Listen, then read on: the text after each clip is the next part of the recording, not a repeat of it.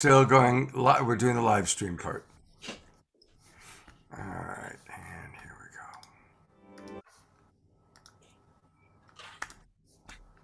go.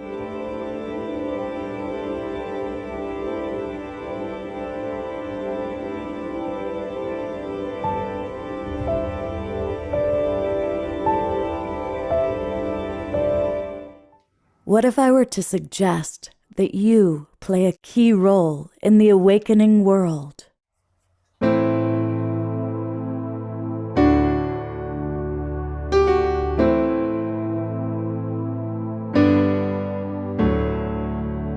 that you are watching this because you have heard the call.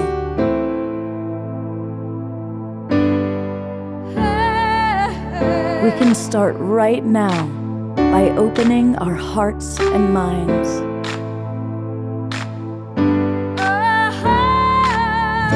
Welcome to the awakening world.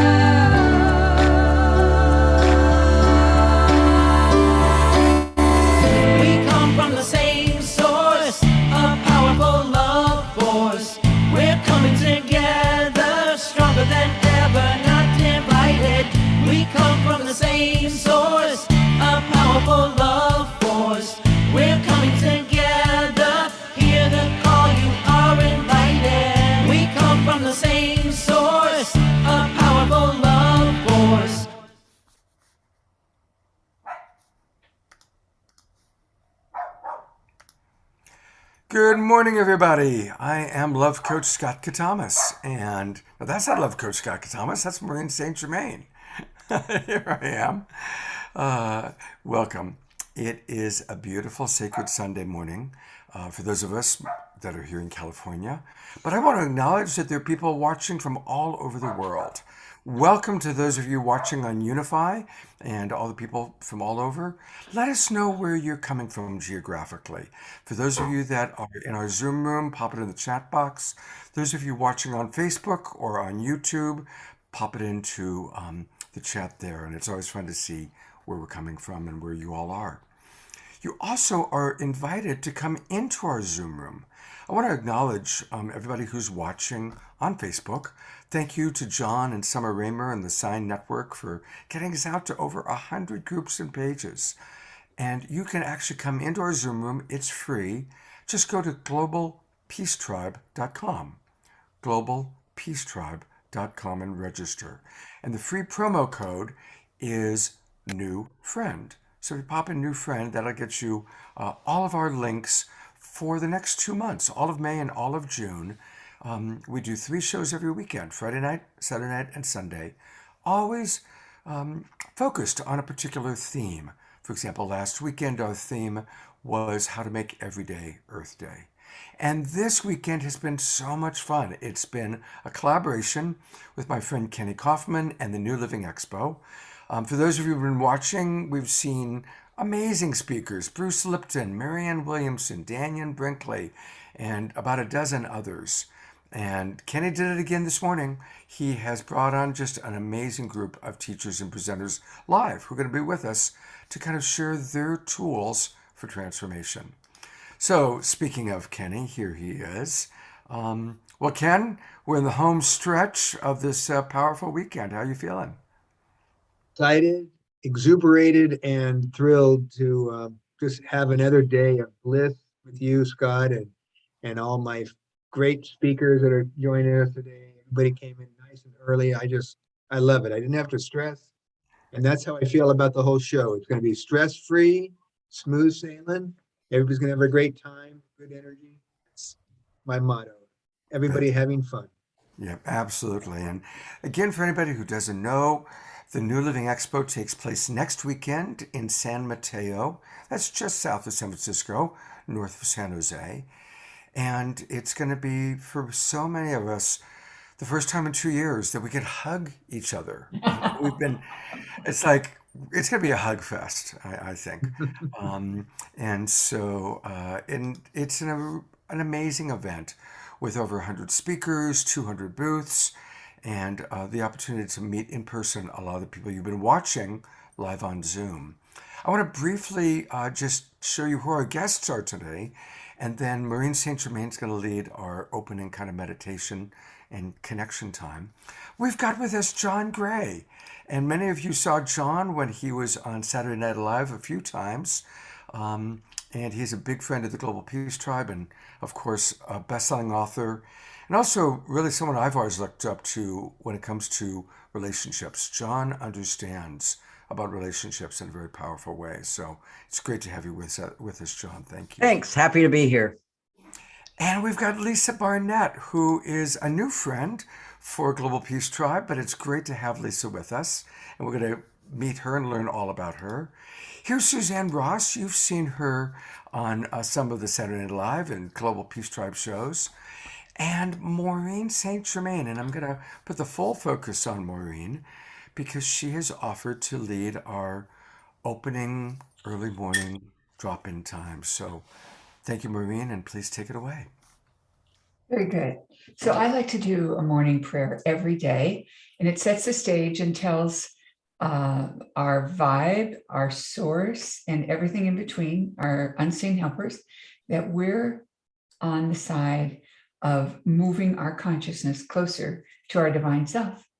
So I'm going to share with you a morning prayer that's in one of my books, and I invite you to join in. I'll say it slowly so you can say it after me if you wish. I ask for the full expression of my highest self to be ever present with me this day. I ask for the masters, teachers, and guides of me to be ever present this day. And I ask that they be given full access to my 4 lower bodies. So take a moment and imagine your physical body, your mental body, your emotional body, and your etheric body lining up, kind of like a combination lock. And that they're in full alignment so you can be in full alignment with your higher self. I offer myself in humble gratitude in service to the Great White Brotherhood, legions of 100% white light, and all beings of 100% white light who are working with me. I ask that this divine guidance assist me and allow me to pursue my soul's highest purpose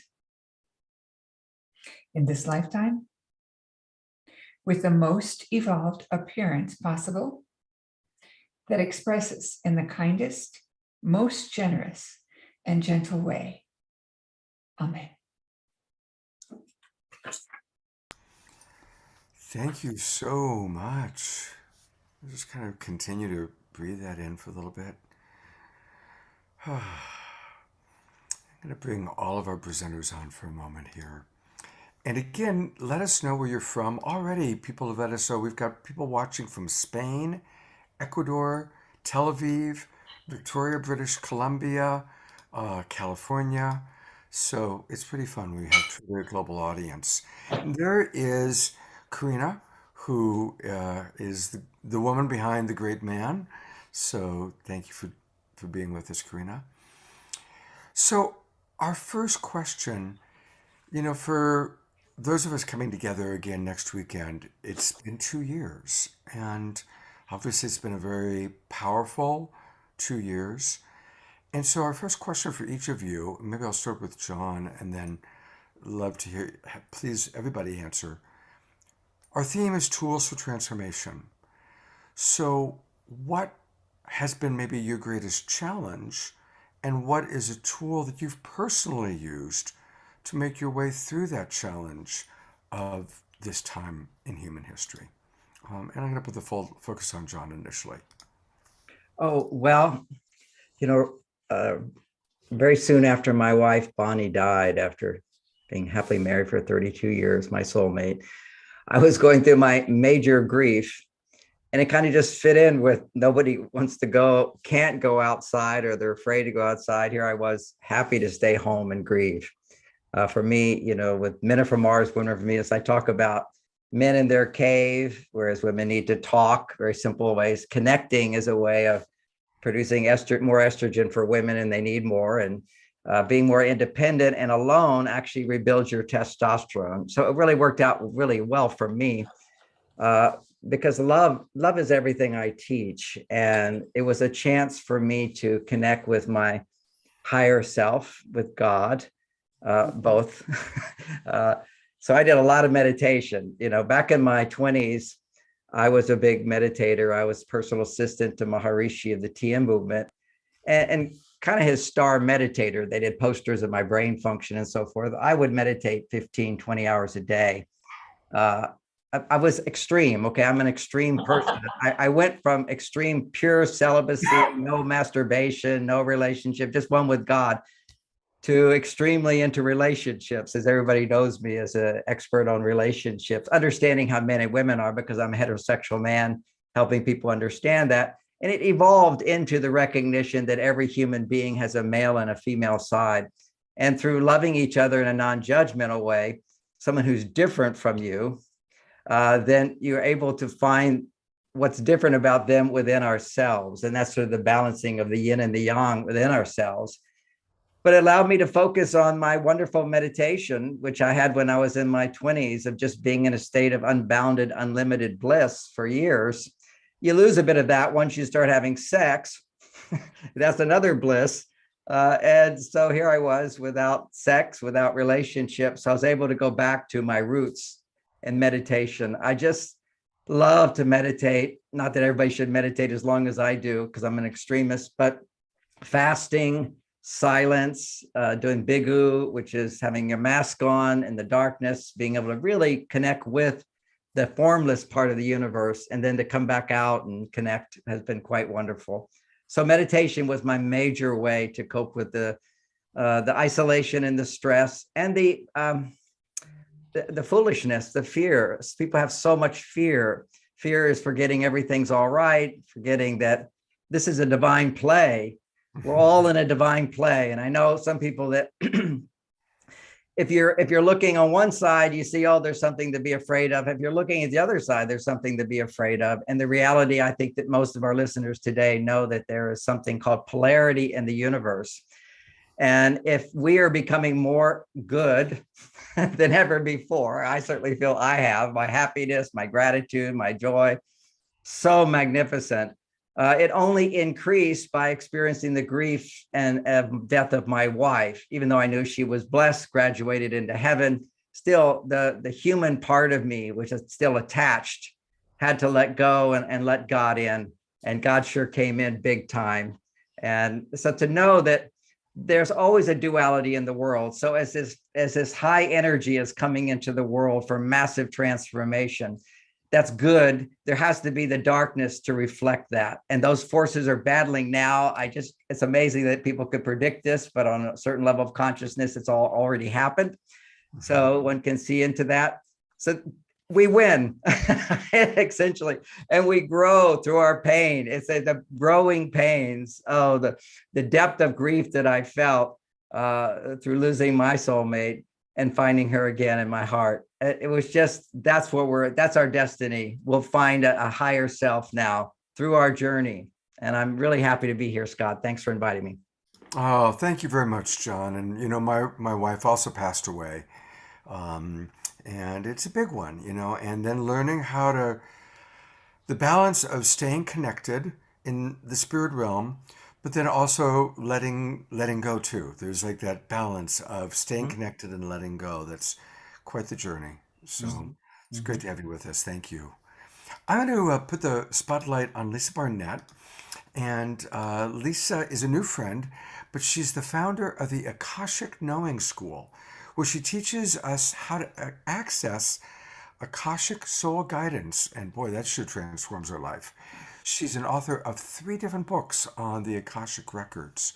So, Lisa, I look forward to hearing about that. But that same first question, what was maybe a challenge for you during these last 2 years, and what's a tool for transformation you'd like to share?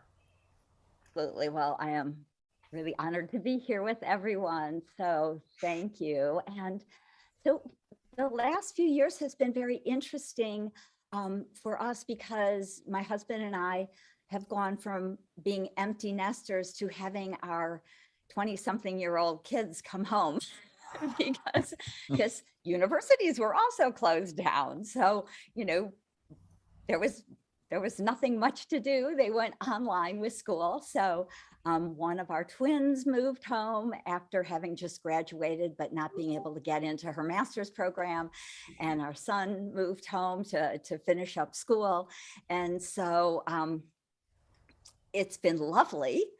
I just, I love my kids and feel so blessed to have three beautiful soul family members in my life. And of course, my lovely husband, who we've been married now 31 years, I guess. And so being able to welcome the children back home, to learn to deal with them as adults, right? It's a whole new thing. So that's been very interesting. But of course, to me, being able to access my own Akashic records every day and ask the record keepers for guidance, ask for some help and support in kind of even shifting my own consciousness back into being a little bit more maternal, because I tend to love working 7 days a week. I'm very, very blessed to be on a soul path of sharing the Akashic wisdom with humanity. So that really guides most of my days. But what I found was the record keepers have given me many simple, just beautiful tools to use. And one that has been really helpful during these last few years, I call the infinite connection. And it's a simple guided visualization where we're connecting heart to heart consciously with someone using beautiful golden divine light. And so when you're sending that divine love from your heart to their heart, and it becomes a flow, it's very different than courting someone, especially because we usually do that unconsciously. We can connect heart to heart and share that love. And even though, of course, I don't tell my children I'm sending them divine love, I notice the love coming back. I notice it being shared in a beautiful sort of way. And all the people I don't get to see, I didn't see my 93-year-old father for almost 2 years during COVID. And he's only a 20-minute drive, but we all wanted to stay safe. So just sending that beautiful, divine, golden light heart to heart with him and with all of my friends and family members that I didn't get to see really filled up my heart and kept us beautifully, energetically connected. Oh, fantastic. Thank you. It's interesting that both you and John started off with kind of really connecting to higher source, that which has so many names. You've mentioned Kenny and Karina, and we're going to, of course, see Maureen and Suzanne in a moment, but I'm going to put the spotlight on Kenny and Karina. Oh, nope, yep, there she is. Surprise you. Just wanted to give you a chance to reflect a little bit. Any responses to what you've heard from John and from Lisa? Or if you want to answer that question, what was challenging? Well, I know it was challenging for Kenny, was trying to get the expo going and then having to postpone, and trying to get it going and postponing. But what's a tool that you both use to make it through that experience and that time? Sure. I'll be very honest and I'll say, of course, I don't know any other way really. The reason I'm here and how I do my life is very God-centered. I don't mean to sound, special or anything, but, after going through a 20-year eating disorder, I'm 30 plus years over it now, and a couple brain surgeries and a couple, blended family with a couple, difficult situation there for 20 years. I mean, I have come to believe that God doesn't put me in any situation that I can't learn from and that I won't become a better person for going through. So it really, really helps me deal with absolutely everything, and I know I made myself very, very unpopular with these fancy, highfalutin, very wealthy friends of ours from Washington, D.C., when I said that God had a reason for what was going on. And, so I didn't hear from them again after that. But that's okay because it's my belief system and people may not follow me, follow my belief system. But so that really helped me go through it. And then our relationship, because there was time all of a sudden, there was an opening. There was an opening to look at what is really going on with us. And we had a lot that we could have improved over the years, but life was just so fast, and the kids and life and the expo and being bi-coastal, my East Coast, 3 months out of the year, we're on the East Coast, so I can do my seaweed art, which you have to come and check out, please. I'll have a booth.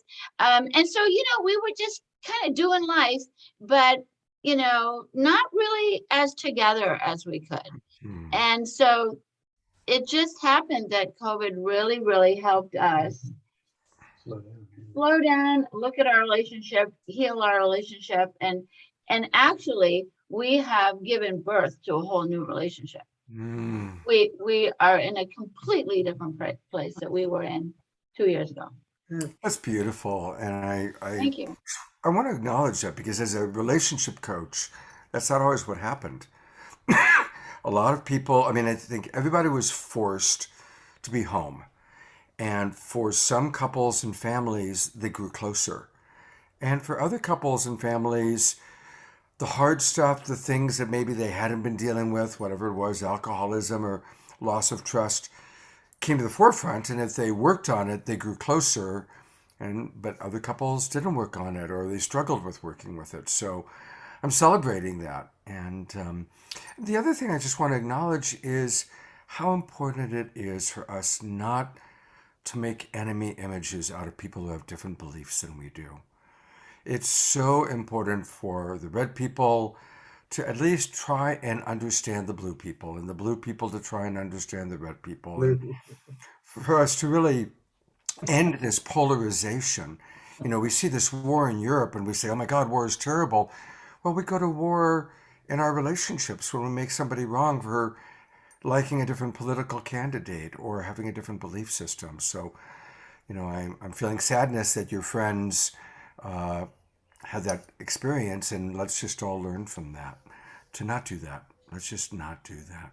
So thank you. And I'll add to that, Karina always says, she goes direct, and her direct is going to the beach. That's her higher power, in her best state. And I love that because, for me, higher power is really so much in control, more and more. I think this last 2 years really made me a believer in higher power that I didn't really even believe that much of it before. But I'm reading a book now about the universe and how it's all interconnected. And it truly blows me away of how we are all interconnected. We are all one, the love, and how this whole cycle of the earth and the people and everything's so interconnected, and the other galaxies are out there. It's all this one thing that I think it's, for my brain to try to comprehend that, it's like crazy thinking, but it exists. And at the same time as you got to hold the space, like I hold the space for the expo, hold the space that is all happening outside of ourselves, but it's all happening at the same time. And we are part of that existence. And it's just amazing. It really is.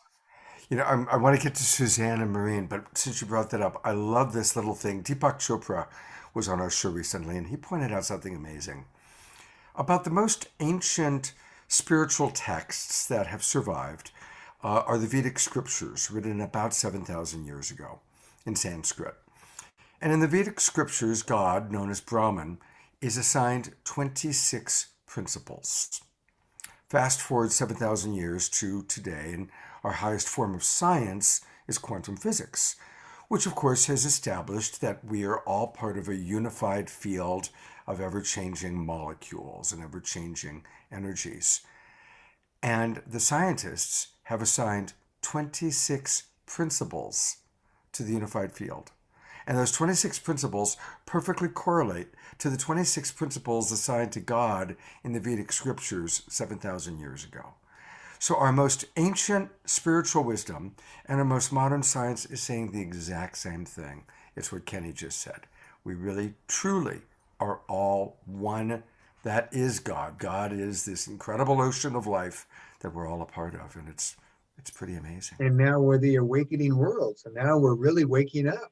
We Thanks are to awakening. you, Scott, bringing this up forward for, over 2 years. And, it was great that we got a chance to kick that off 2 years ago. And look what we're doing now. You never thought it was going to last this long, right? No, Kenny helped get Saturday Night Live started with Deborah Giusti and I. And we thought, people said, hey, that show's really cool. Can you do it we thought we'll do it during the pandemic. Everybody, remember when you thought the pandemic was going to last a month or two?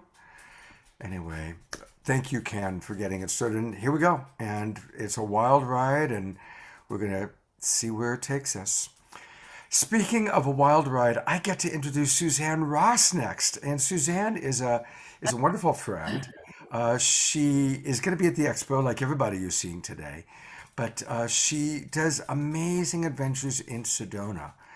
And in fact, we're talking about doing a retreat together in Sedona. I'm excited about that, Suzanne.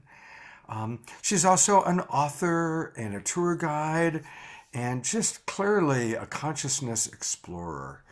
So, Suzanne, what tool for transformation do you want to share with us today? Well, thanks so much, Scott, for having me on. And thank you, Ken, for inviting me to be part of the New Living Expo. It was interesting here in Sedona during the pandemic because there was really only maybe 6 weeks where the streets were rather empty as everybody was sort of in shock over this idea of a pandemic. But then because we offer outdoor recreation here, people started flooding in from all over the country to come and have an outdoor experience together in Sedona. And I have the privilege of being able to offer spiritual journeys into these sacred vortex sites. So, as part of a company, Sedona Mystical Tours, that offers spiritual journeys in these sacred vortex sites, I was very busy taking all of these people who were really, in a place of needing some guidance in this earth shifting event and trying to understand how this earth shifting event was affecting their lives and why, and how they could respond in the best way. And many people lost their jobs, or their jobs took on a different form. Some people moved into a laptop lifestyle, which allowed them also to travel.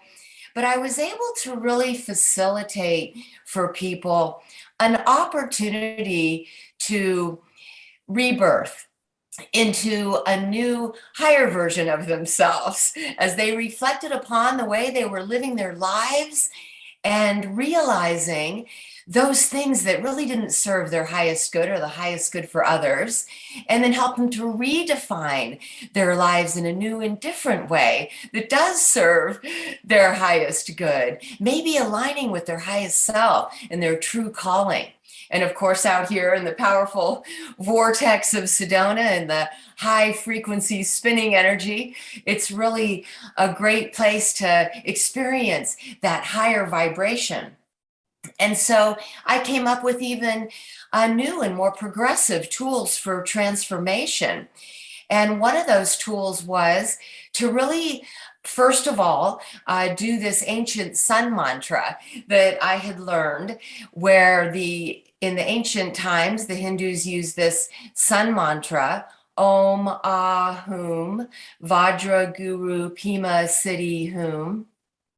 And they would imagine the sun like a clock, but in its correct structure of 1 at the top, and go around 12 times saying this mantra, and then spiral into the center and say it one more time for source. Now, as we know, the source flows through from the great central sun through our sun. And right now we're receiving these really supercharged photons of encoded light. And so we would, stand facing the sun, eyes open or closed, and we would do this sun mantra and just open to receive these supercharged photons of light to really raise our light quotient and increase our love light frequency while opening to be downloaded with these advanced codes of creation flowing through the sun. And it really made a powerful difference for people during these experiences. Now, we would take this source light, allow it to flow in through our crown, pour into the earth so that we could send these powerful high frequency source light, almost like liquid love, into the ley lines of the earth so that it could spread throughout the earth. And then everyone on planet Earth could receive this powerful high frequency love light energy. And so not only were we doing these ceremonies, meditations for ourselves, but we were making sure to pour that source love and light throughout the entire globe during the challenging times as well. And so I really feel most connected to source when I'm out in nature, when I'm out in creation, and so have created many ways for people to experience this profound sense of oneness with all that is, because you're out in it, you're out in the creation. And then, of course, doing really high vibrational, high frequency practices. Also focused on spiritual technology. And so really kind of tuning into those higher chakras of the Merkaba, time translation vehicle, and, seeding consciousness within the Merkaba, and even going higher into the oversoul and into the omni brain to, become part of the neural network of the one great mind. And so really kind of using these spiritual technologies as well, sort of as an alternative to the AI technology, coming in, and give people a choice so they can choose spiritual intelligence over artificial intelligence that's being perpetuated upon us at this time. I see John's coming in on that for a minute. I just love that. When you look at one side of it, you've got the technology, but doesn't believe in God, doesn't have the experience, and they want to unify us under one central AI experience. And then you've got, it mimics on a godless perspective. What we're experiencing is finding our oneness through love, through respecting, through honoring, through sharing, and creating complexity through will. Because our design, the plan is to consciously co-create with the divine source of life. And you can't consciously co-create if you don't have will, which is the whole idea. Is free will allows us to make mistakes, which is human, and learn from those mistakes, which is divine. And to take away people's ability to make mistakes through control, separates us from our ability to take responsibility through our own free will to recognize every time something happens that doesn't feel good, we have a responsibility to shift our thinking, to shift our behavior using this new technology, which is coming into all of us. That was part of what I was sharing is my long meditations. For me, it's a 32 levels that I work on and teaching people how to move through each level, each dimension. And I never had that before. I would just go into oneness with the divine, but now to create a step, and we're all doing it in little different ways. Amazing. The shift, the perspective you just made is go from the technological, non-heart-centered, non-God, divine-centered, and the same objective on a level where humans are controlling you, as opposed to the divine gives you the freedom to align yourself through our suffering, to correct our thinking, to heal our hearts, and align consciously with that force which is creating all and created us. Wow, I just love what you said. Thank you. Boom. Oh, thank you, John. I appreciate that. And it's true. The tech giants are now creating these concepts about immortality through technology. Yes, it's and uploading their brains into avatars, right? Or uploading their brains into robots so they can live forever. And it's like, we already live forever. Exactly. We're already immortal beings. They're leaving out the divine source. So beautiful. So beautiful. Yes. Thank you both. I do want to hear from Maureen. We haven't given her a chance to respond. And so I'm putting the spotlight on Maureen for a moment. And boy, what an amazing start to our show today. Maureen, what would you like to add in terms of a tool for transformation? Well, my life changed dramatically when COVID hit because I was a traveler and I was traveling all over the world to teach Akashic Records classes, Merkaba classes, and how to connect with your higher self, and also teaching No More Karma, which aligns totally with what John and Suzanne were saying. Sometimes I think Suzanne and I are like on, both of us elevating this information in equally important ways. And I salute you for that. So I had really a big chance to stop traveling. I was, a million miler and was traveling, like I said, all over. And then I switched everything to online classes. So the first thing I did was offer probably 40 free sessions with me, 40 Akashic Records readings with me, and spaced out over a month. So 10 every Thursday. And I actually got an email from someone saying, "You sold out in 20 minutes." And it was unbelievable to me that there were that many people who desperately needed time to get into the Akashic Records. So we began teaching, we had been teaching online classes all along, but we compressed it into a very powerful, we call it fast track, Akashic Records fast track. And I have a very unique system. Lisa and I are aligned very closely. At one point we studied together, and she took a certain avenue, which is very powerful and important. And then I took a different route and also created a lineage where we are working directly with your higher self, as well as the Akashic Records guides. And we also call in the Ascended Masters by name. And those tools help people dramatically with what they're trying to figure out for their own life. When we were talking about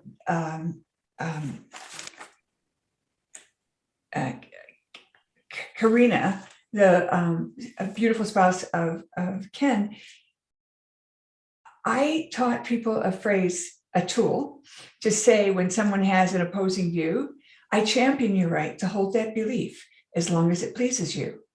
And you would be astounded at how people react. The very first time it came out of my mouth, I was with a man who said to me, I can't figure out my connection with you because I feel so strongly about you. And I said, well, maybe we were together in another lifetime. And he said, oh no, I'm a devout Catholic. I don't believe in reincarnation, blah, blah, blah. And that's when these words came out of my mouth. I champion your right to hold that belief as long as it pleases you. And he actually leaned in and said, does that mean like your grandfather and my grandmother were married?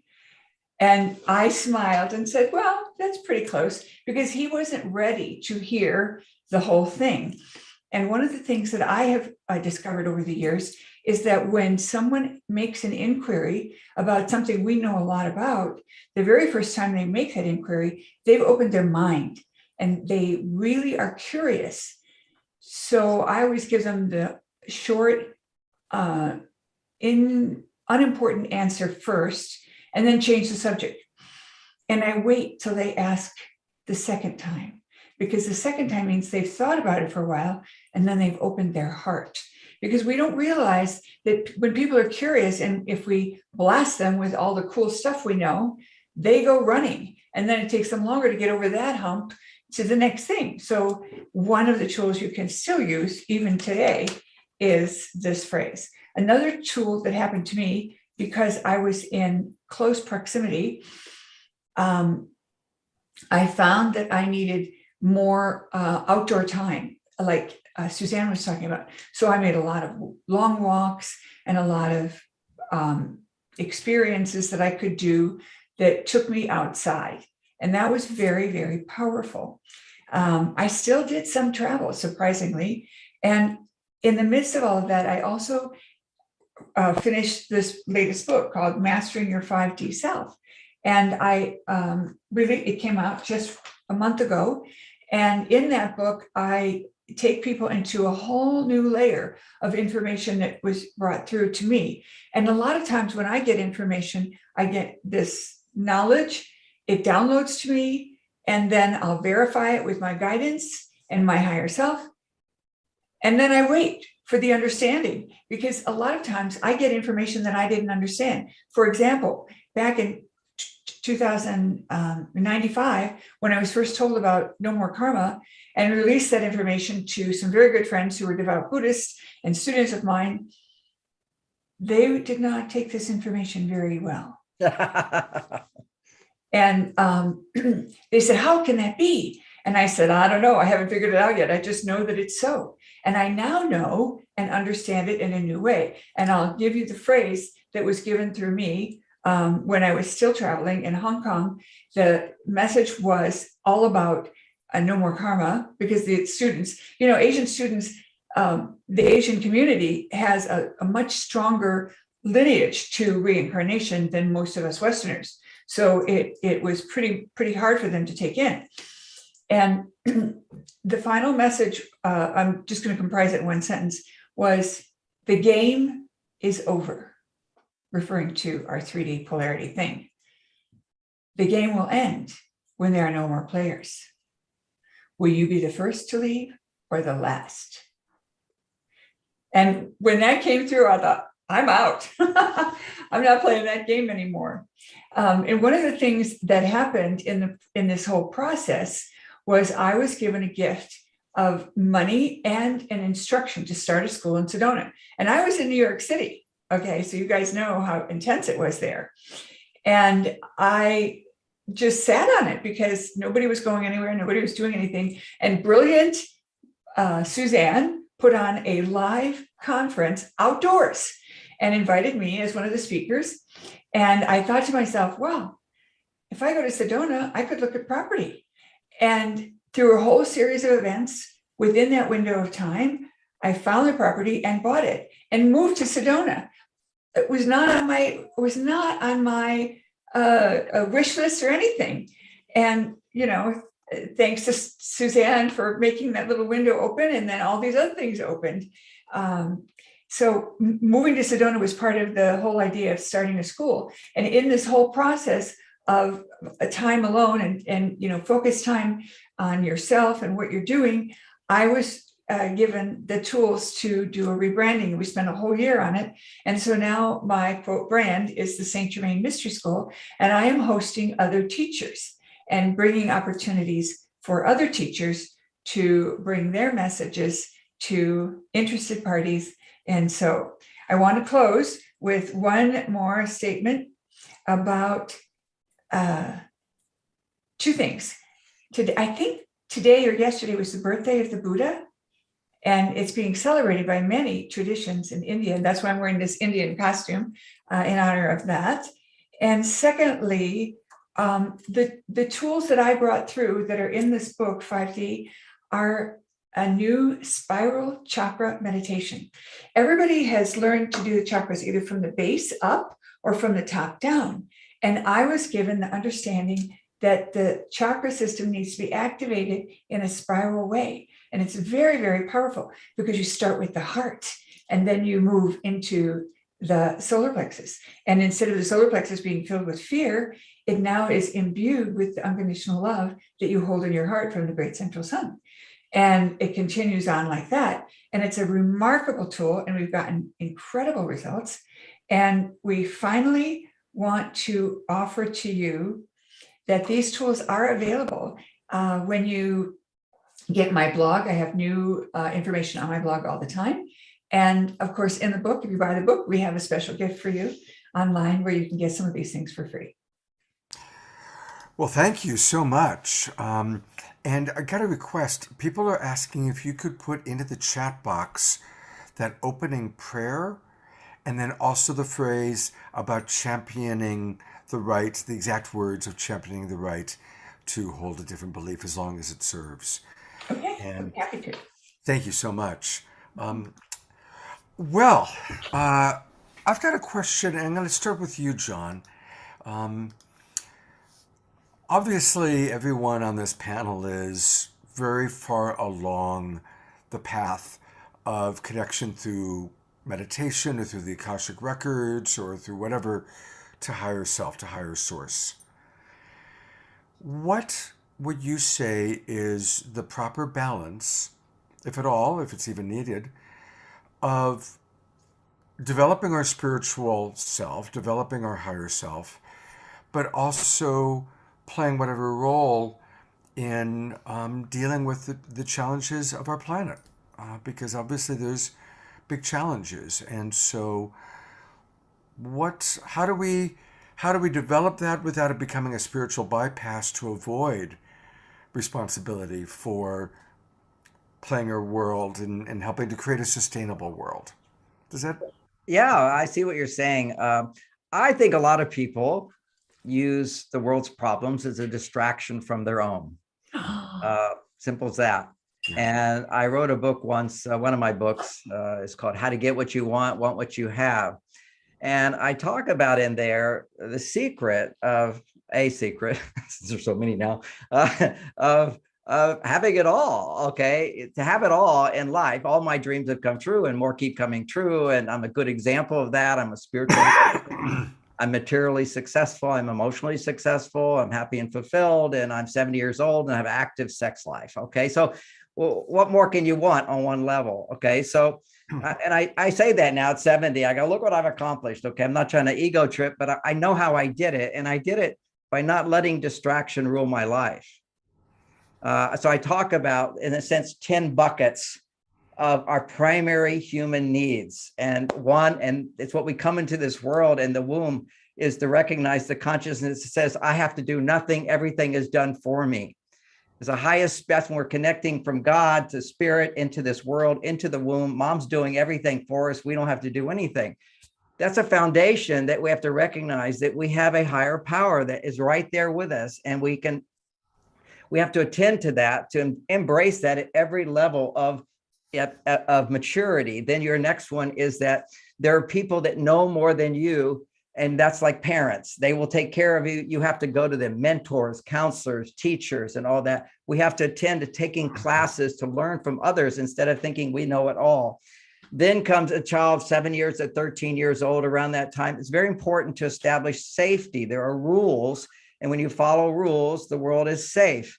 And that would be playfulness, games.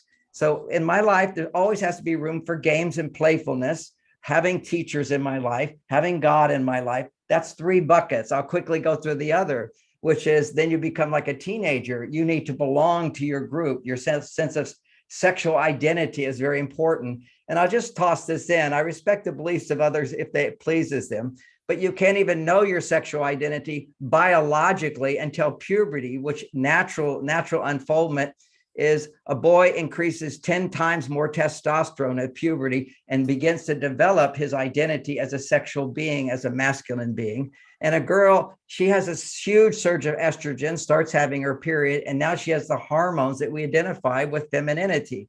So we can't even know our sexual identity. Then that goes through our teens, through bonding with others and learning and teachers.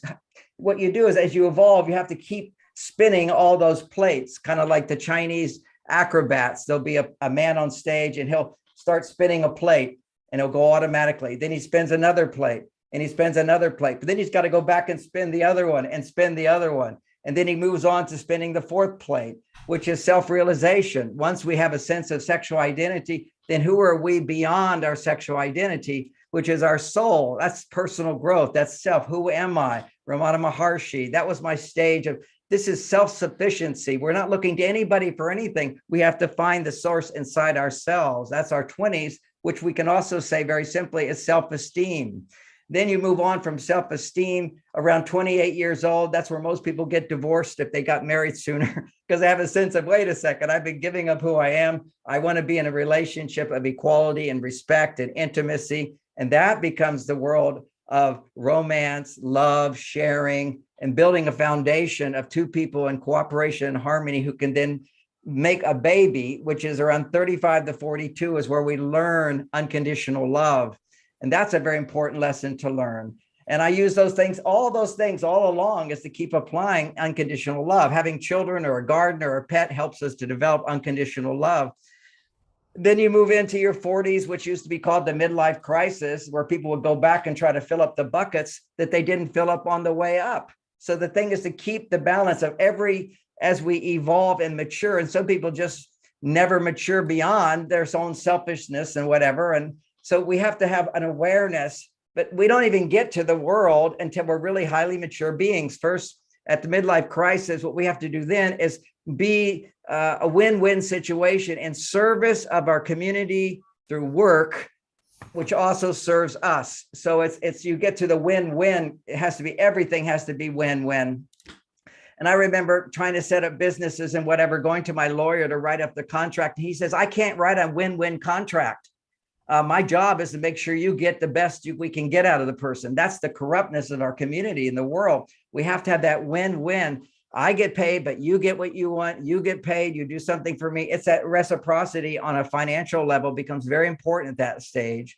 Then we have, beyond that is politics. Okay, now you're around 49 years old. You're capable of learning so many lessons in life where you can start thinking for other people.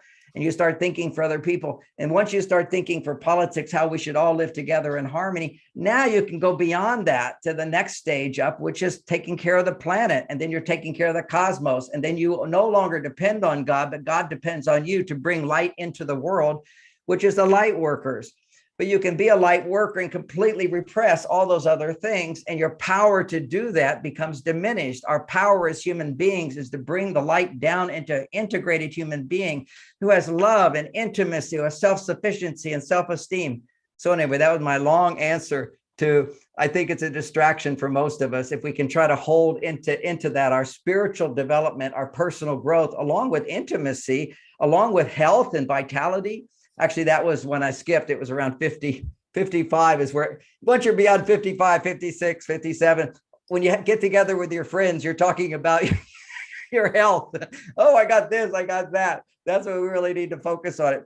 But we can have a little bit all along the way, but our main focus and development has to be at different stages. And to be teaching children about global warming, I think is abusive. They should be worried about being in a safe, playing games and having joy and having fun, and teaching them about sex. Are you kidding?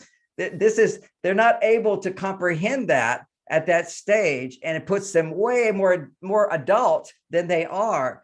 You know, what is it? The Steiner schools, they're really good. They teach children according to their level of evolution for that stage. Mythology, we live in a dream world. And now scientifically, we know up to 7 years old, you don't even have certain frequencies in the brain to think.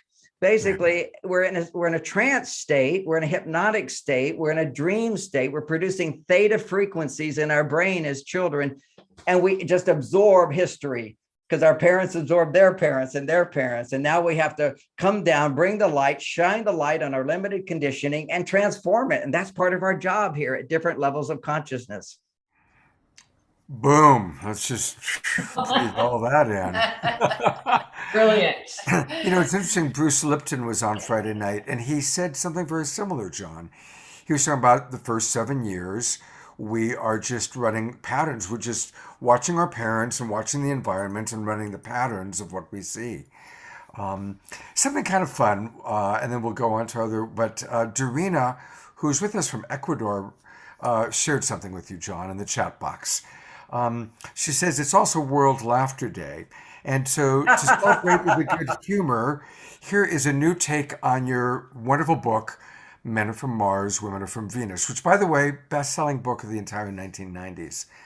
But here's the new tech age version of it, according to Dorina. Men are like Bluetooth. He's connected to you when you're nearby, but secret for other devices and women when you are away. Women are like Wi-Fi.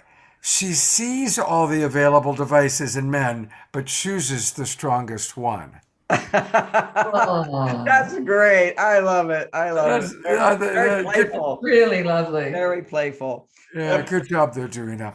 And I just want let me underline how important it is for us to laugh every day before I do my breathing exercises. I start with it's such a good thing, smiling and laughing.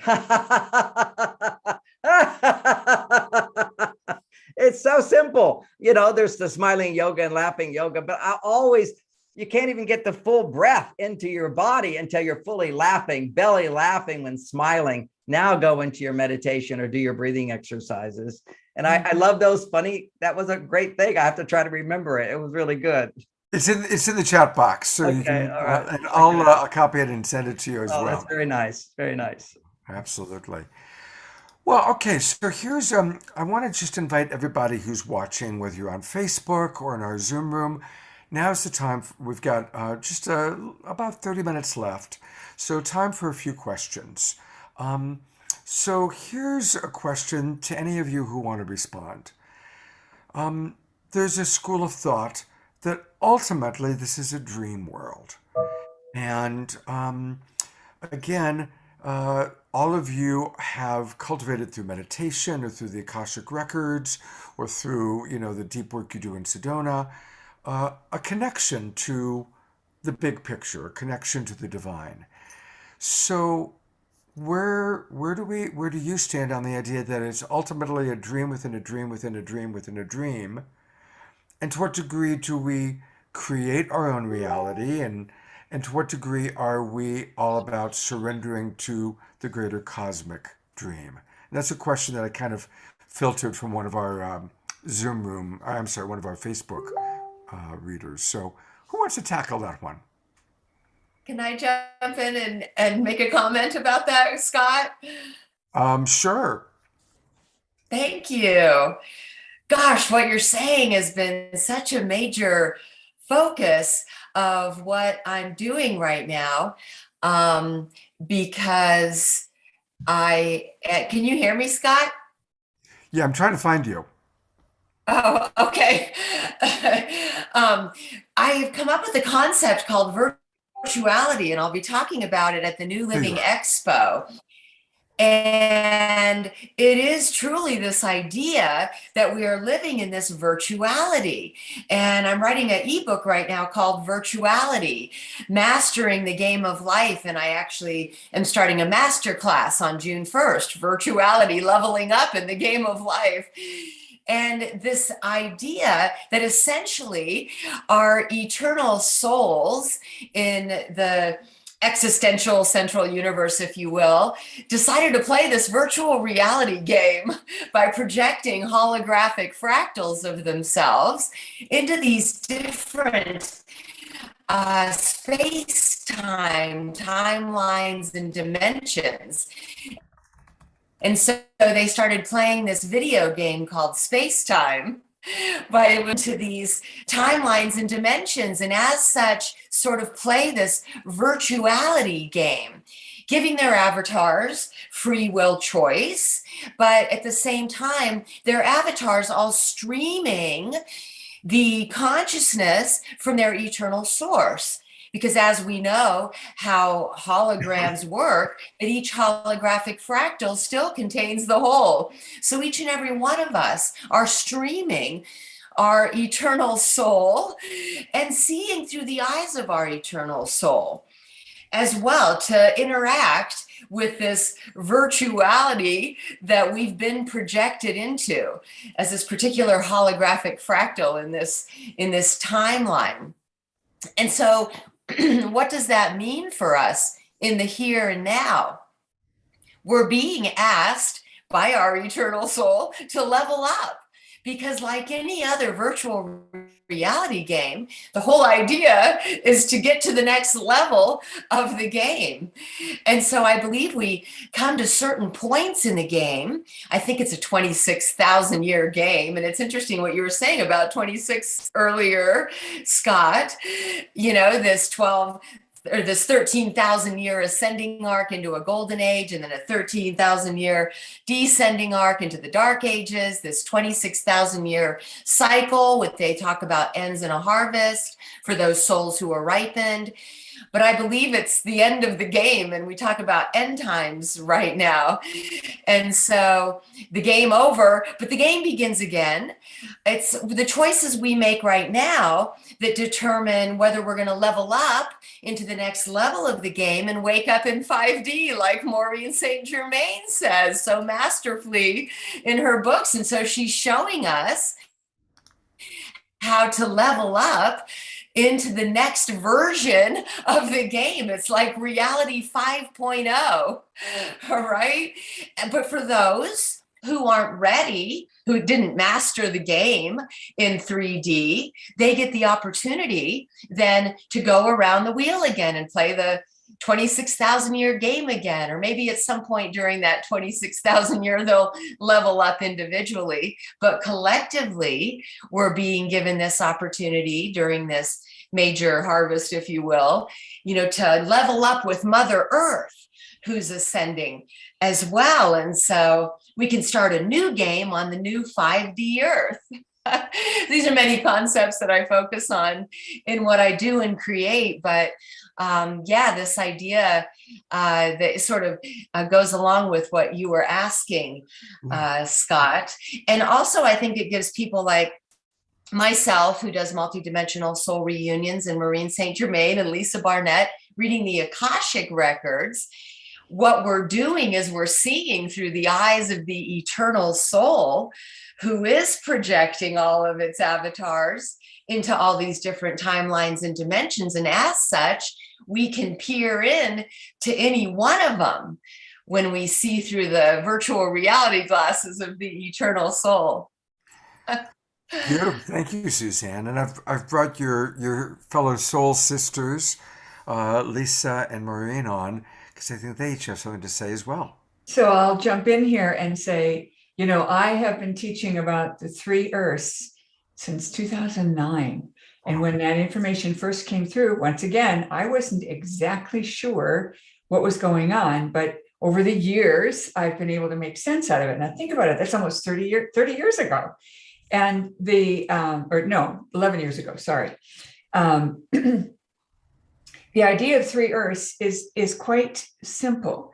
There is an ascending Earth, and that's what most of us are on that channel. And then there is the do-over Earth, and that's all the people who refuse to change, but are good people. So they get to keep doing it over until they get it. And then there's the crash and burn Earth. And those are people who we may be part of and observing or even interacting, but that group is going to slowly fade away. And one of the things that people don't realize is that every decision we make in two ways. So, or actually 5 ways, but the primary decision and then the not decision both get acted out. So you know, we talk about the road less traveled, but if we make a decision, let's say, to go to an event, but we're conflicted about that because we're going to miss something important that we thought was important, we actually make 2 versions of ourselves. One version does the event, that's the one we recognize, and then another version will show up and create that alternate scenario. And I began to observe this in the alternate reality in meditations, where I could see myself in the other decisions that I didn't choose and how they played out. And it involves other people. So for example, when a husband and wife split and one decides that they want the divorce, but they still have a lot of guilt about how that's going to affect themselves and their family and each other, they continue to fund the alternate version of the reality. And so as long as we're attached to these judgments, we're going to participate in some of that crash and burn scenario. And then we'll fade away and our participation fades away. And the same is true with the do-over Earth. We get to interact at the ascending Earth level to be available to help those who are transforming themselves into their most evolved self and allowing themselves to expand their consciousness, because so many people have a narrow version of what the reality is and want to expand, but they're not willing to change their basic parameters. And this is where we get into what I call cognitive dissonance. We've all had cognitive dissonance when we learned about sex education. How can this be? And oh my God, it takes two people to make a baby and all of the stuff that goes with that. Well, what I propose is that you learn to accept cognitive dissonance at all times. So when something comes in that you don't like, or you don't believe, or you don't approve of, you put it on the back burner. And you just say, you know, that's very interesting. I don't get that.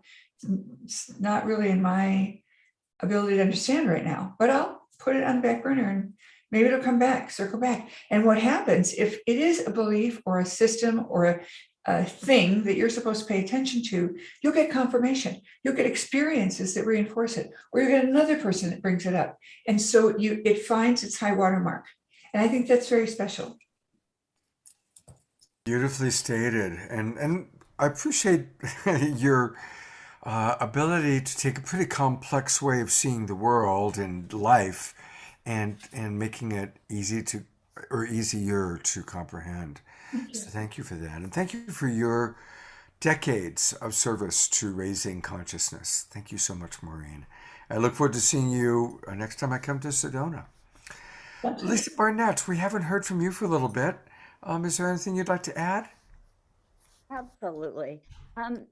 So one of the things that I've been seeing and working with as much as possible is a lot of group healing. So I try and jump on Facebook Live every week or so to do group healing, because what the Akashic record keepers have been saying to me is that we as ancient, wise, divine souls created this 3D world to have this experience. So we literally consciously dropped down from the 12th to the 8th to the 5th to the 3rd to have this very, very unique and, for many of us, challenging experience. And at this time in history, what we're doing is, because there's so many light workers on the planet, and I believe all of the kind of bigger ancient souls who helped to create this matrix that we're living in are here helping us release it, unwind it, rewrite it. You could say it in many different ways, but often the way I see it kind of visually when I'm doing healing work is almost like the netting, if you imagine, that pulled the earth into a third dimension is being released so that we can start to raise our vibration as Gaia herself is awakening. And because we're on a sentient planet, riding on this beautiful being who is becoming awakened, I really don't believe there's any way that we can stay on this planet and not awaken. So I know that lots of people will leave and maybe return again. But I also believe that if we stay on the planet, that we will absolutely awaken, because if Gaia is awake, it will push us into that vibrational state of awareness and awakeness. So what I'm seeing is so useful for so many of us is to consciously start to unwrite the old patterns, to like get out of the old stories, release that energy. Again, forgiveness is phenomenal for all of that, compassion being in our hearts, remembering that we truly are these ancient and wise souls, and that no matter who may have hurt or harmed you in the past, they too are playing this game. They are playing a part. And we often wrote soul contracts with each other to live out these challenging relationships so that we can learn as a divine and infinite soul, so that we can raise our consciousness and energy.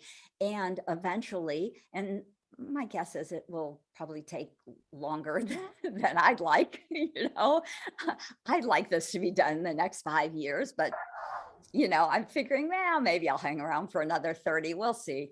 But that it will take us this time to rewrite and shift out of this 3D matrix. And my intention is to live through that fifth, sixth, and hopefully even eighth dimension, because I believe that is really where I can foresee us going in the not too distant future. I'm certainly hoping that my 26-year-old twins get to experience that eighth dimensional life here on Earth.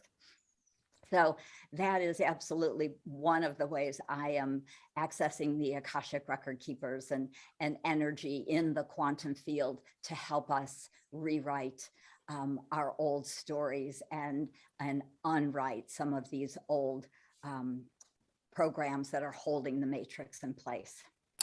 Wow. Well, thank you. And we're at the point where I want to start letting people know how they can get more of each of you. And for Lisa, her website is akashicknowing.com, and you've got a master class that's about to start, I believe. Yeah. Right. Yep. May 12th and 13th, I'm doing a 2-day, there'll be half days, 4 hours each day, masterclass where I will be teaching lots of energy tools. We will be doing a lot of quantum healing through the Akash and doing group healing for everyone. So we can start to unweave and unwrite a lot of these old stories that we are still stuck in, karmic patterns, if you like to, use that concept, and even clearing and letting go of a lot of our old soul contracts that we have with other people to learn and grow through, to up level them, to upgrade them, or to release and delete them if they no longer serve us, because a lot of them we're done with, and sometimes we're carrying past life contracts around with us that are not valid at this time and place. So I do and teach and share and do a lot of that healing. So if you're interested in getting more of that information, I'd love to have you join me in the masterclass on May 12th and 13th. Fantastic. That sounds great. And again, that's at akashickknowing.com/masterclass. Lisa, it's so good to have you with us. Good to meet you. And I'll look forward to seeing you in San Rafael. Oh, fabulous. Thank you, Scott. Hey, John Gray has something to share. I asked the question about a dream world. He's got something to share about dreaming, and I'm eager to hear what he has to say. Well, I thought about it for a little bit, maybe a less esoteric description of, is this world a dream world? I think everybody's dreaming their world. I counsel men and women for 50 years, and they're always just imagining their partner to come from a different place than they really are. So that's what it is. Whenever you're upset with someone, you're imagining them to be worse than they are. And whenever you're in denial, you're imagining things to be better than they are. And, there's a part of our brain, which is fun to talk about, which is the prefrontal cortex. And the prefrontal cortex, when there's blood flowing to the left prefrontal cortex, you're optimistic. And when blood's flowing to the right prefrontal cortex, you tend to be pessimistic. Now, those are the extremes. It's the yin and the yang again. But we're designed to have both. That's what reality is you're able to see what is not so positive and also see it in a positive light, which is, okay, which has been such a beautiful message today. What I'll take away is the clarity and the recognition that all of our problems are opportunities to learn our lessons and to become better people, to become more aware of our inner potential to be of service to the world. But if people could just hold that one thought, really, we're just dreaming our partner doesn't love us. They're not there for us. Some of the simple things I pointed out, like when men go to their caves, oh, he doesn't love me anymore. If a woman's talking and complaining, he's like terrified. Oh my God, she's not going to love me unless I explain to her why she's wrong. And another takeaway for me is a really sweet one, which I liked a lot, which was about, I honor or I champion your different belief from me as long as it pleases you.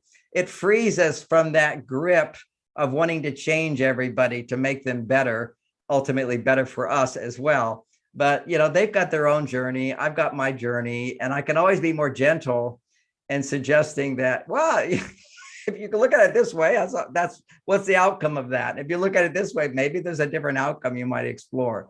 Because I am in the business of not just allowing everything. I'm in the business of pointing out to people why they're suffering and why their children are suffering and why their lives are miserable. I have to give them a clarity of, when you're thinking this and you're doing this, this is going to be the outcome. And as long as it pleases you, do that. But the reality is that I've observed, I could be a little less dogmatic in my ideas. I tend to have to draw a line, on a certain level, there's a cosmic battle going here, which is, are we all the same or are we different and the same?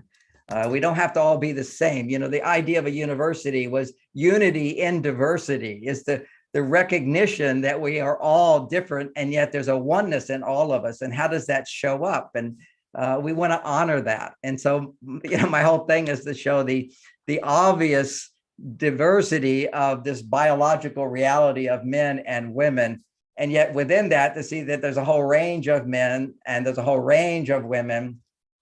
And I guess my most recent book, Beyond, is called Beyond Mars and Venus, really helps us understand the biological reality, which is not so much a dream state. It's affected by our dream state, but it's the biological reality. When I feel I'm successful, my testosterone goes up, and men need 10 times to 20 times more.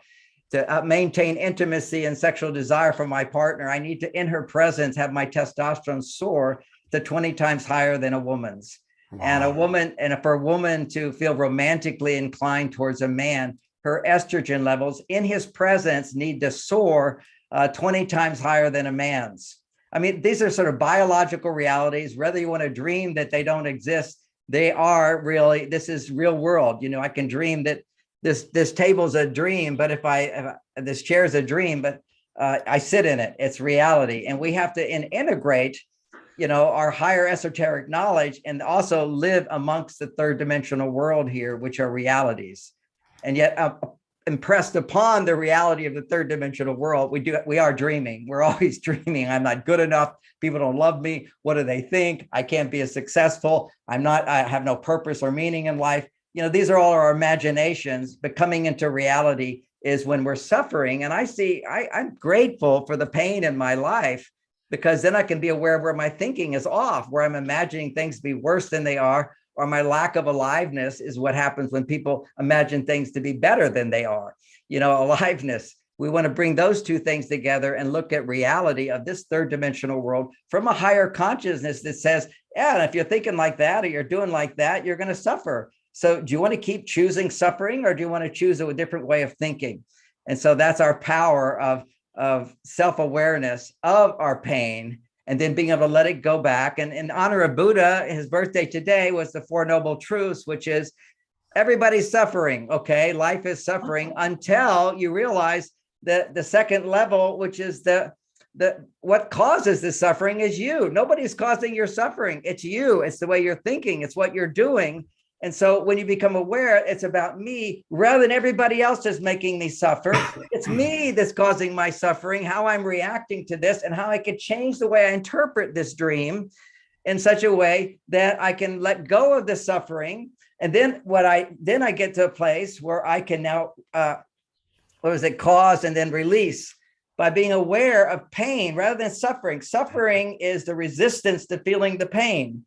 When you feel your pain, which is emotional pain, you have to question, why am I doing this to myself? And that's where you see the cause of your suffering, then you get the release from it. And then you find out what's behind the pain is the part of you that's being frustrated, which is a desire to love and forgive and be compassionate and be of service and be selfless.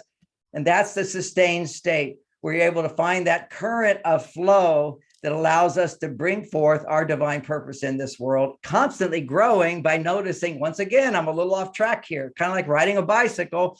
You go left and you self-correct. You go a little to the right and find your balance, left to balance. And every time you get better and better at this. That's our journey on this planet. John, that's so beautiful. And I've been learning from you for decades. I've coached about 1,000 couples now. And I want to share with you a way that I described something you referenced a few minutes ago. I playfully say Scott's first commandment is, "Thou shalt not react to the interpretation of what another person is saying or doing." Because as you know, that's where most of the fights begin. Yeah. One person reacts, "Oh, I sent you three emojis and you only sent me one emoji. You don't love me as much as I love you." We react to an interpretation, and that's how it all gets started.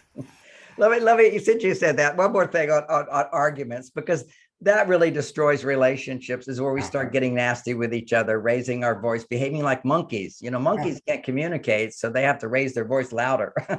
So we have to like be there for each other, but we do have this button that gets pushed. We should be responsible with it. I just want to say something I've been doing lately.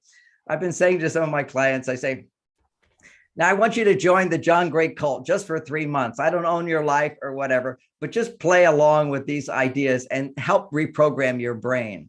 And so they all agree. They say, okay, 3 months, we're going to join the John Gray cult.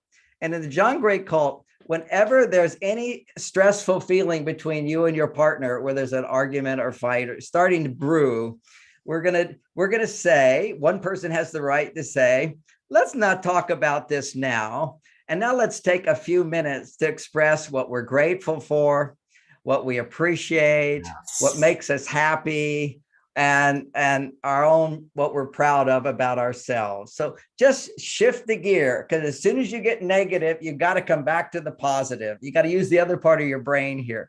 And so certainly I don't want people to not talk about issues and whatever. But if you argue and fight, you don't know how to argue. You don't know how to be different and be harmonious. So you have to focus on, as soon as you start, often one example of this is a man doesn't like what she says and he becomes quiet, because he's like, okay, what's going on here? And she's going to say, what are you thinking? What are you feeling? And as soon as he says it, now what? Why are you thinking that? And what happened? And what that could be? Because that's a tendency of men. When men feel a little stressed, okay, this is biological. When adrenaline and cortisol start getting produced in a man, his testosterone is going down and his estrogen is going up. So he needs to detach a little bit, which increases testosterone. Detachment is testosterone. Attachment is love and connection and so forth. But under stress, women's under stress for men, if they're getting too emotional, getting angry, his tendency will just to be pull away a little bit, pull away. And women love connection. That produces the estrogen that they need 10 or 20 times more. So it's kind of like, what's going on? So she wants to go in there and say, what are you thinking? What are you feeling? And as soon as what he's thinking and feeling is not harmonious with what she would like to hear, we're now into court. Why are you thinking that? And why are you feeling that? And what's going on here? So just for 3 months, let's just call it John Gray cult for 3 months. I'm not a cultist, okay? Live your own life. But if you're arguing and fighting, let's not talk about this now, because we're members of the John Gray cult. We just look at the positive and look at what we're grateful for, what we're happy with. And now you're retraining your brain at times of moderate stress to go to the positive part of you. So you're not dreaming everything's worse than it is. Moving from reptile brain reactivity and survival into frontal lobe responsiveness, where the empathy center of the brain is and the observer part of the brain is. This is for everybody, but John, you probably would enjoy this story if you don't know it. I love it. Dalai Lama recently allowed brain researchers to hook up electrodes to his brain, and they tracked the synapses. And at all times, regardless of the stimulus, his synapses were firing up here, never back here. Even at the end of the research, John, when they showed him photographs of Chinese soldiers burning down a Tibetan temple and asked him, what are you thinking? What are you feeling? Synapses still fire up here. Finally, they asked him, how do you feel when you think about Chinese soldiers raping or even murdering Tibetan people? He got very quiet. Synapses continue to fire up here. And he said, it reminds me that I must pray equally for the Chinese as I do for the Tibetans. And that's the Dalai Lama version of the John Gray cult. It's making that commitment to shift from our reptile brain reactivity, which is the old paradigm, it's the old survival-based reality that our ancestors have been living in, into where we really are going, which is living in in thriving, living in compassionate understanding for us all. So thank you. And I want to let people know how they can get more John Gray. And it's, of course, his website is marsvenus.com, where he is offering how we can understand the opposite sex for free. So, yes, we definitely want to get those tricks. Again, That's my daughter, by the way. you brought that up before when you were on Saturday Night Live, and I love that your daughter is teaching with you. That's very, very cool, and she's beautiful. And she's an amazing teacher. If you go to the courses right up there at the top, she is our most popular courses. My stuff's, a lot of it's free, but how to get your me time for women is how to learn to be happy while you're in a relationship without depending on the man for your happiness. Then you become much easier to be happy. His job is then to make you happier. And so what she does as a woman is explores all of the different brain and hormone the brain states, relationship states that regulate your hormones. There are certain times you need to be on your male side, certain times you need to be on your female side. And for progesterone, you need to be on both.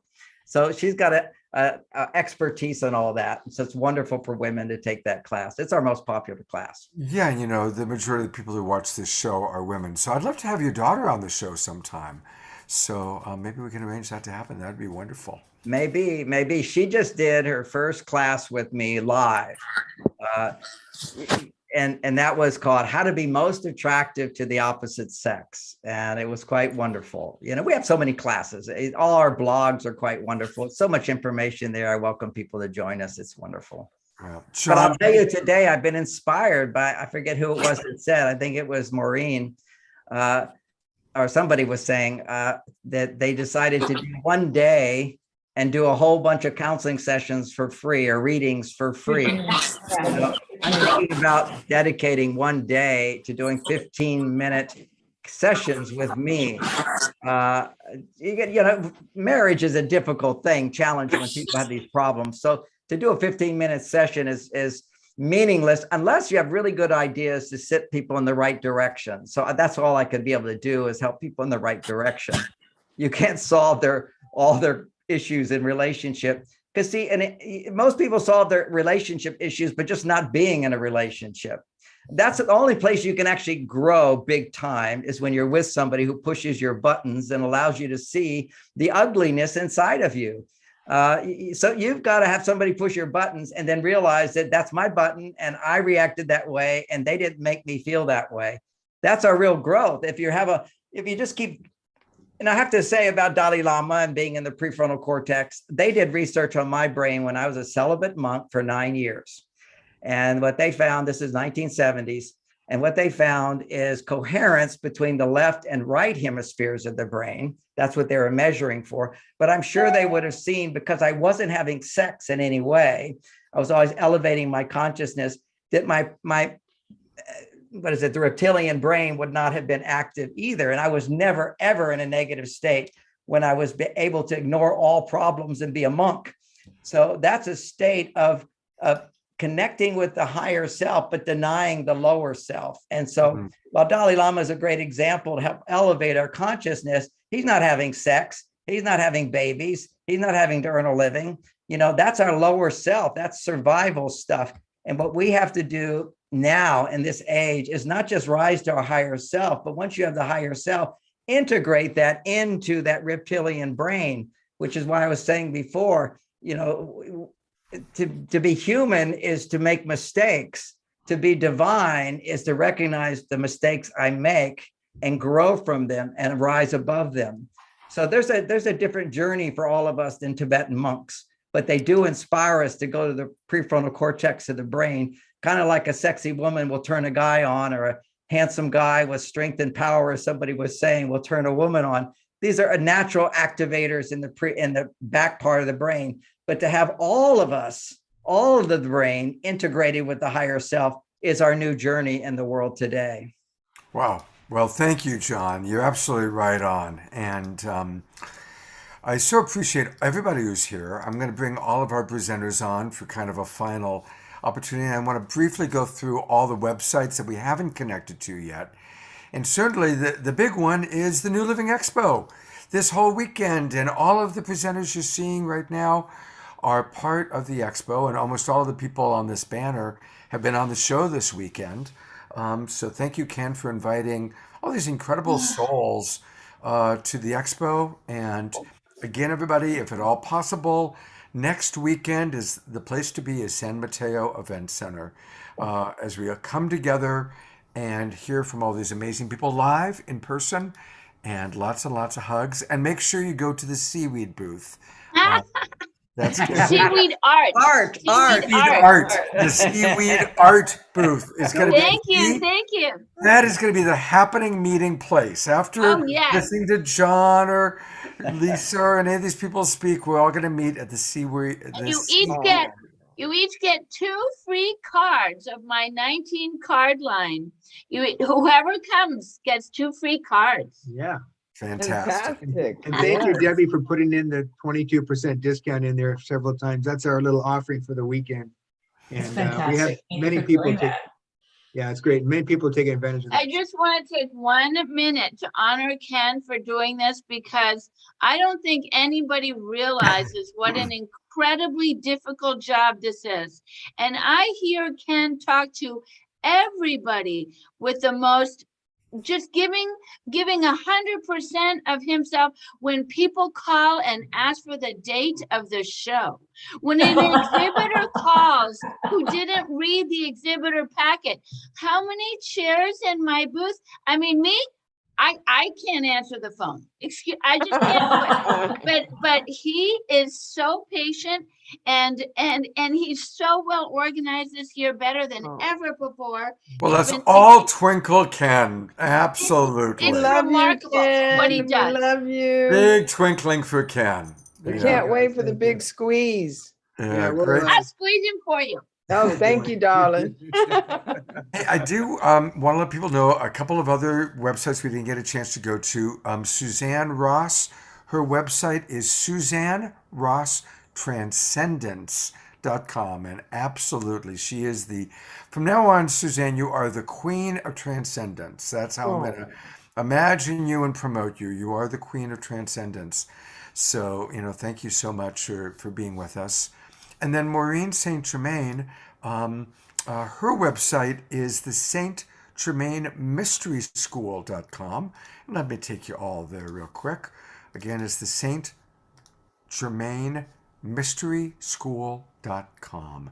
And always, go in and register so that you can find out all about what she's up to. And I know I'm looking forward to meeting you in Sedona, and we're all going to create something pretty special in Sedona. So that's going to be fun. And Celestine Starr jumped in. Of course, we saw her last night. Celestine, thank you for your wonderful contributions and all that you do. And again, looking forward to seeing everybody next weekend at the New Living Expo. Thank you for being part of the Awakening World. And remember that next weekend of the Awakening World, I'm collaborating with the Evolutionary Leaders Network, and we're celebrating the book Our Moment of Choice. And we'll have Michael Beckwith and Greg Braden and Deepak Chopra joining us next weekend. So the hits just keep on coming. Thank you, everybody. Have a beautiful sacred Sunday and a wonderful God bless. Take Thanks, care, everybody. everybody. See you soon. Bye.